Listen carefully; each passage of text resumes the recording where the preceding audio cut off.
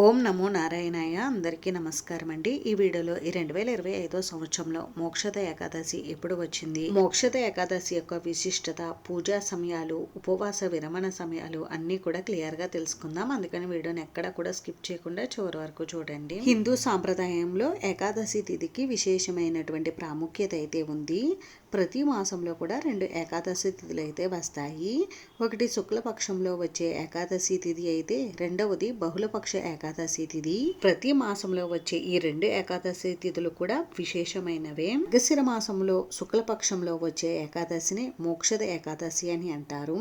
ఈ ఏకాదశి రోజు ఎవరైతే శ్రీమన్నారాయణుడిని అత్యంత భక్తి శ్రద్ధలతో పూజించి ఏకాదశి వ్రతాన్ని ఆచరిస్తారో వారికి మోక్ష ప్రాప్తి కలుగుతుందని అంటారు. అలాగే జన్మాంతరాలలో చేసినటువంటి పాపాలన్నీ కూడా నశిస్తాయని, ఈ ఏకాదశి వ్రతం యొక్క పుణ్యఫలాన్ని పూర్వీకులకు దానంగా ఇవ్వడం వలన వారు నరకలోకం నుండి రక్షింపబడతారని అంటారు. ఈ ఏకాదశి రోజే శ్రీకృష్ణ భగవానుడు కురుక్షేత్రంలో ఉన్నటువంటి అర్జునుడికి భగవద్గీతను ఉపదేశించాడని, భగవద్గీత పుట్టినరోజు కూడా ఈ రోజేనని, అందుకే ఈరోజు గీతా జయంతి పర్వదినంగా కూడా జరుపుకుంటారు.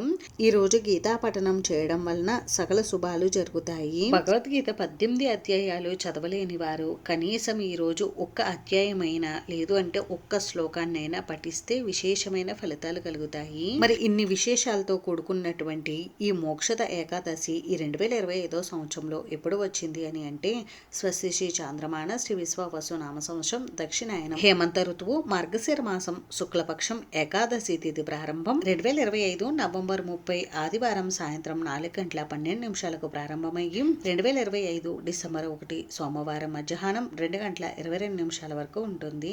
హిందూ పంచాంగం ప్రకారం సూర్యోదయ సమయానికి ఏ తిథి ఉంటుందో ఆ రోజంతా కూడా ఆ తిథిగా పరిగణిస్తాం. కాబట్టి ఈ 2025 సంవత్సరంలో మోక్షద ఏకాదశి 2025 డిసెంబర్ 1 సోమవారం రోజు అయితే జరుపుకోవాలి. ఈ రోజు నక్షత్రం వచ్చేసి రేవతి.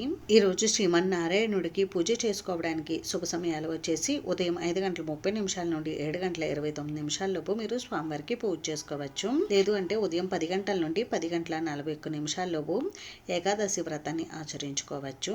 సాయంత్రం పునఃపూజ చేసుకోవడానికి శుభ సమయం వచ్చేసి సాయంత్రం 5:26 నుండి 7:30 లోపు మీరు స్వామివారికి పూజ చేసుకోవచ్చు. ఈ రోజు శ్రీమన్నారాయణుడిని షోడశోపచారాలతో పూజించి తులసి దళాలు పసుపు రంగు పుష్పాలతో అర్చించాలి. ఈ రోజు అంతా కూడా ఆహారం తీసుకోకుండా పండ్లు పాలు తీసుకుంటూ ఏకాదశి వ్రతాన్ని ఆచరించాలి. మరుసటి రోజు ఉదయం ద్వాదశి గడియలు ఉండగా ఉపవాస దీక్షను విరమించాలి. ఈ విధంగా ఎవరైతే ఏకాదశి వ్రతాన్ని ఆచరిస్తారో వారికి ఆ శ్రీమన్నారాయణుడి అనుగ్రహం కలిగి మోక్ష ప్రాప్తి కలుగుతుంది. ఉపవాస దీక్ష విరమణ సమయం వచ్చేసి డిసెంబర్ 2 మంగళవారం ఉదయం 6:58 నుండి 9:03 లోపు మీరు స్వామివారికి పూజ చేసుకుని ఉపవాస దీక్షను విరమించుకోవచ్చు. ద్వాదశి గడియలు ఉండగానే ఉపవాస దీక్షను విరమించాలి. అప్పుడే ఏకాదశి వ్రతం ఆచరించినటువంటి పూర్తి ఫలితం దక్కుతుంది. ఈ రోజు ద్వాదశి గడియలు మధ్యాహ్నం 12:19 వరకు అయితే ఉంటాయి. అంతేనండి, చూసారు కదా. ఈ వీడియో మీకు నచ్చితే ప్లీజ్ లైక్ చేసి షేర్ చేసి సబ్స్క్రైబ్ చేసుకోండి.